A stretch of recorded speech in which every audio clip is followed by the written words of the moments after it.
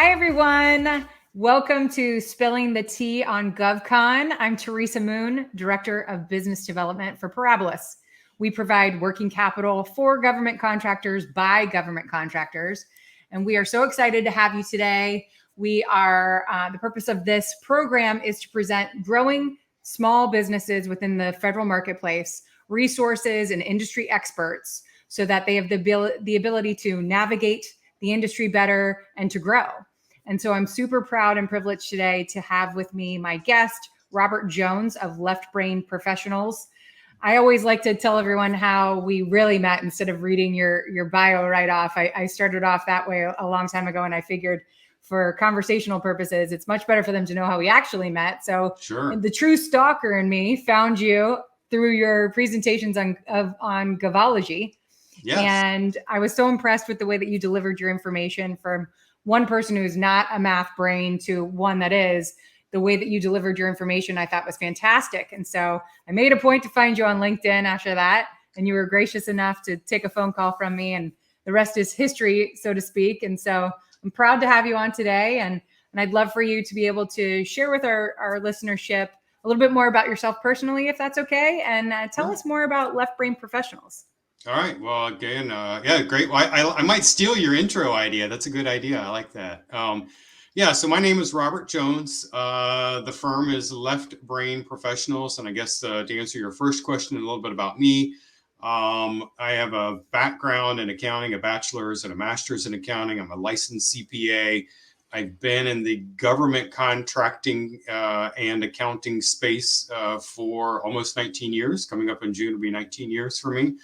I tell people I haven't necessarily seen everything because people seem to uncover some new little oddities for me. But in 19 years, I've certainly seen a lot in the world of government contracts. And, it's fun to go from client to client and bring that experience and those ideas, to each new client and the issues that they're facing. A little intro about Left Brain Professionals. I like to tell people that we are a boutique accounting firm. I use that term for a couple of reasons. One is that we work only with government contractors. So this is what we do all day, every day. I tell people that we live, eat, and breathe the federal acquisition regulations, or the FAR, the DFARs, the cost accounting standards, pretty much anything DCAA oriented, the Defense Contract Audit Agency. That's what we do.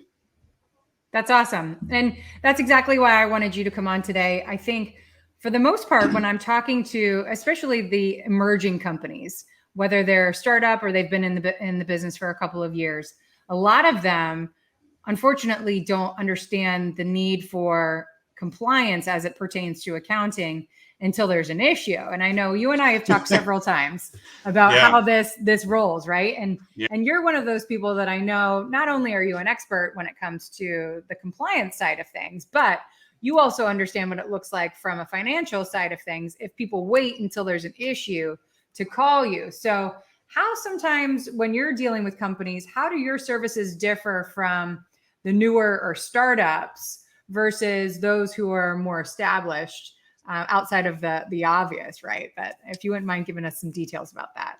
Sure, that's a great question, and I'll kind of answer it first this way. So sometimes people will say, when should I engage with you, right? We have these kind of conversations with partners like you, and they'll say, hey, I might have a potential client. When is a good time to make these referrals?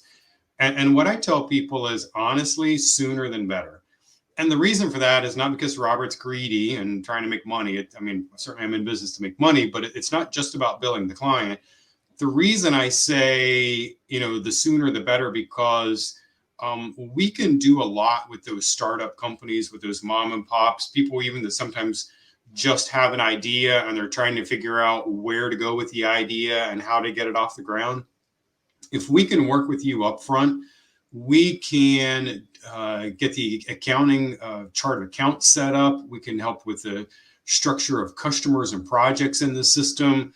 There's some really basic kind of stuff that we can point you in the right direction. And it's a whole lot better than when clients, call us months, years later, And, and they're like, oh, well, now we're going through an audit and the auditors have found or seen whatever, or they're asking these questions and we don't know how to answer them. And then we get in there and you realize there's just a mess, right? And so it's, I refer to it as the cleanup on aisle 5 kind of thing, right? I mean, somebody's knocked over, all kinds of stuff and now you got to go in and clean it up. And if you get to us sooner, we can lay that foundation. We can instill some good basic practices. And then it's easy to build on those. And it also makes it a little more palatable from a budget perspective. We take a bite-sized approach that, hey, we recognize startup companies and small companies have limited cash flow. And so if you can invest, a few $1,000s with us up front, again, we can lay the groundwork. Whereas if you come to me years later, we kind of got to undo a bunch of stuff, re-pour the foundation, and then build on top of it. And that obviously takes time and money at that point. Yeah. I mean, and from my perspective, you're preaching to the choir here. I preach constantly in my presentations on how we always say early and often with your contacts and your resources, but also, from a sense of establishing a firm foundation, like to your point. My CEO has said since the get-go when I started with Parabolis that the first thing that you should get as soon as you get an FEIN number and start actively engaging in any type of business is some type of a bookkeeper or accounting partner, because unless you're an accountant yourself, it isn't something that is customary for operators of a business to know how to do. And you mess one thing up and it's just the avalanche snowball effect from that point forward. Yeah, and actually, I would build on that. The thing that I say on a regular basis, again, because we work only with government contractors, is I tell people you need to have an accountant and an attorney that understands government contracts, because the world of selling your products and services to the federal government is a whole other world. Most people know I want to go into business. There's a certain amount of bureaucracy and paperwork, right? You got to register with the state. You got to get your FEIN. There's all, I got to set up a bank account and all of that. Well, when you sell to the federal government, there's this other layer of rules and regulations on top of that. And that's what we help people with.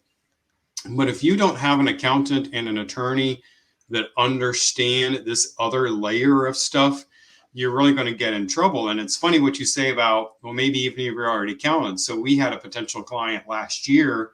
Turns out that one of the owners was actually a CPA. And when we got in and trying to explain, the various unique issues with government contracts and some of the stuff, they basically looked at me like, my head was spinning around on my shoulders and, and like I didn't know what I was talking about. And I'm like, I'm so yeah, you got to get that GovCon experience. That's the key. It's so different. I mean, there's no experience that you can gather anywhere else that's going to prepare you for what is in store for you once you engage in the federal marketplace. I mean, the FAR alone, I had a friend once that said, what is it? Government regulations. I can read. And it's like, yeah, but have you ever looked at it? It's really, I mean, it's more like a riddle than it is easy to follow. So not to mention how lengthy it is. Yeah. And there's a lot, as pretty much, any career, right? I mean, the more that you're in that field, kind of that field a little bit better, right? And that's even, I think it is so true with government contract accounting and dealing with DCAA, is because sometimes issues will come up and we'll have clients, in the middle of an audit and like, hey, well, how do we deal with this? And I'm like, well, here's what the regulations say, but here's in reality how this is going to play out, right? Here's how we negotiate our way through the situation. And that's where, again, and I tell people, I never mean any disrespect to other CPAs or to attorneys who don't practice government contracts. But the reality is, if they don't have that unique experience, they're probably not giving you the best advice. Not that, again, they're not trying to lead you down the wrong path, but if they don't know and understand some of those uniquenesses, if they're not used to interacting with DCAA, then they may not be giving you the best advice. Right. And given that your niche is so specific in this industry, what would you say? Because I know you have a team of people who work with you as well. What's your specialization? I know you've mentioned DCAA compliance. What's something that you can say that you actually like to do for your clients? That's a great question. For me, I love the strategy side of what we do. So obviously as accountants, we get into the nitty gritty and we deal with the, Excel files, and we deal with payroll journal entries and, that kind of day-to-day, week-to-week stuff. And some of those projects can be fun, right? 'Cause sometimes people, they've created a problem, and so you're in there unraveling it, and that can be kind of cool in its own way. But where I really excel and what brings it out in me is the strategy. And so I'll give you a quick example. We've got a client right now. They're a pretty decent sized company. They currently have 3 overhead pools, which for many companies would already be a fairly complex, setup. We are actually taking them from 3 overheads to 6 overhead pools, plus an intermediate pool, plus a material and subcontract handling. Wow. And so, if you have any concept of what I just said, your head might explode going, oh my God, how in the world do you manage that? Well, right. The reason I'm kind of geeking out over it, the nerd in me comes out, is a couple of reasons. We're doing this for them because they're having some profitability issues. They've got a variety of services that they offer. The cost drivers of each of those services is very different, which is why they need more fidelity. So they need more buckets, basically, right, to break out these costs and track them, so that then when they price a product or service out of any one of those buckets, they've got a better price, because now we've actually aligned those specific costs to that specific service. And it's just so fun to go in and try to solve those problems from a theoretical perspective, because they do actually have one of the tools that we're kind of like, okay, I know how we would do this in another business, but your business really is unique. And so I'm not sure what the solution is. So we're bantering back and forth. But then there's also there's the fun in Excel of me actually building the model and moving the dollars around. So anytime I get a chance to play with the strategic side of a business, that's where I really love it. And that's great, because not a lot of people do that. I mean, some people just strictly do accounting services and they don't get involved with the consultancy side of it like Right. you do. And I think that's a good dividing factor of what your company provides as an alternative to what some of the others in the industry might be doing as well. And I think that that's great, especially for the growing GovCons who might not understand what that looks like. And it helps with, because we always tell people to have a timeline of growth. And what does it look like from day 1 to 5th year to 10 years, or however long you want to be playing in the industry. And someone like you could help them do those types of projections so that they know what their growth process is going to look like, and be able to gauge success and not failures, but missteps within it that they can regroup. And that's great. And I think very invaluable that your company provides support services like that, because I think it's a differentiator from some of the other